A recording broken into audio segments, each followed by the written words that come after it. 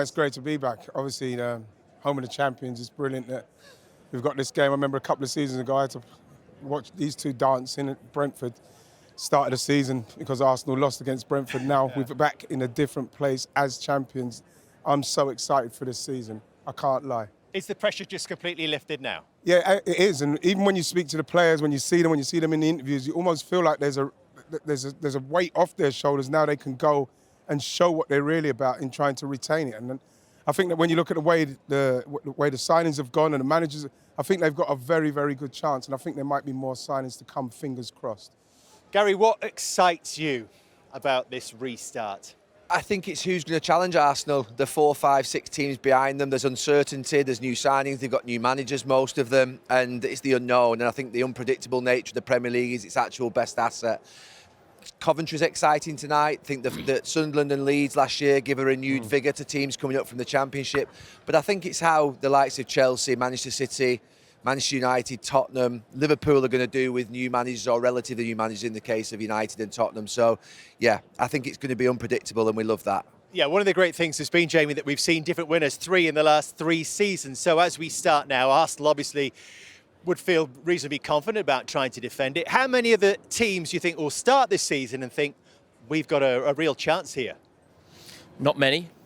I think maybe only Manchester City, just because those players have been so successful in the past. But I mean, Pep going is such a that's a big miss for the Premier League, isn't it? You know, we've arguably had the greatest manager of all time in the Premier League for the last 10 years, so that's going to be a big miss. I think the reason why so many people seem so confident predicting Arsenal are going to win the league is not so much about Arsenal, really. I think it's more about you can't really see anybody else lifting that trophy at the end of the season. You know, it just feels like a big jump Definitely for not any Liverpool, of those teams. Jamie? No, I almost feel like almost every team this season will almost be thinking, this is the season to get ready for next season, to really put the challenge in. I just think there's a lot to do for a lot of those teams because of new managers coming in and the squad just not being on the level of Arsenal's. Gary, how far away are Manchester United? I think if they get Belieber, what they've done, they rebuilt the forward line last summer. They're rebuilding the midfield this summer. Defensively, I would still say that there are questions to be asked. But I think top 3 is realistic. I really do. I think they've obviously got to compete with more games than they had last season. That's the big question everyone's asking. But I feel like they're in a better place than most. I really do. I think they've got quite a lot of stability. I think the manager there is quite calm. And I think if they bring Belieber in there, they will have rebuilt that midfield, so they've got competitiveness in there. You happy defensively? Left no, back? No. Full-backs and centre-backs, I'm not comfortable. I think you could argue that they easily could bring in a new back 4. But they have got numbers back there. It's just the quality back there. And they do get injuries, some of those players. So the question marks are at the back. Sounds like you can start planning the parade already from these two. That's what happens. He done that to me last season as well when we were 8 games in and said, it's ours to lose. Listen, we know that everybody's going to be chasing, but Jamie makes great points about the teams that are going to be chasing. But still, it's down to Arsenal to be consistent in what they're doing. Like I said, the players look very confident. They know what it's about now. They've had 3 goals at it, done it on the 4th attempt. And so it's very exciting, Dave, to see how we do. Do you think they are that much better than Arsenal? Because I think everybody's looking at last week in the Community Shield. You beat City, your biggest rivals or closest rivals last season, and you beat them with ease. But for me, the attack still hasn't been improved. There's still no superstar in the attack. Couldn't get Vinicius Jr. over the line. And Saliba, for me, is probably, arguably, the one truly world-class player they have in the team. And he's out for 3 or 4 months. So you put a big question mark, would you, over Arsenal? No. Their ability to defend The point I'm saying is, I don't think it's Arsenal have gone to another level. I just think everybody else, you can't see them winning it. But there are still things that Arsenal would have wanted to improve on in terms of they would have wanted a world-class attacker somewhere. They still haven't got that. And Saliba, for me, I think he's the best defender in the league, arguably the best defender in Europe. So there are sort of glimmers of hope for the other teams. Arsenal don't have to be better. Arsenal have to be the same as last season and be consistent and get the same amount of points and they'll win the league.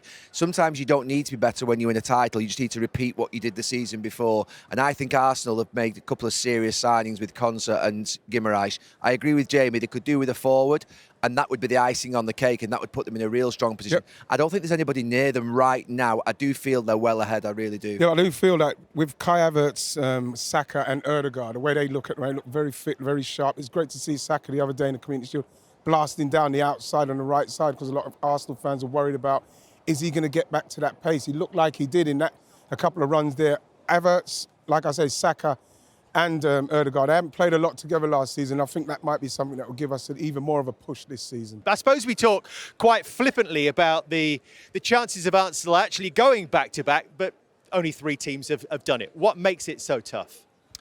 Usually the teams that obviously have lost it come back the season after, and the team that have won it maybe just relax a little bit. That's the sort of classic one, but I just don't see that. I think with Arsenal, and I'm not putting pressure on them, they've had to go through so much to get where they've got to, and I think once they've got there, Mikel Arteta's gone from being the apprentice for 2 or 3 seasons where we wondered whether he could do it, and now he's actually the master of all those managers in the top 6 because he's won the Premier League.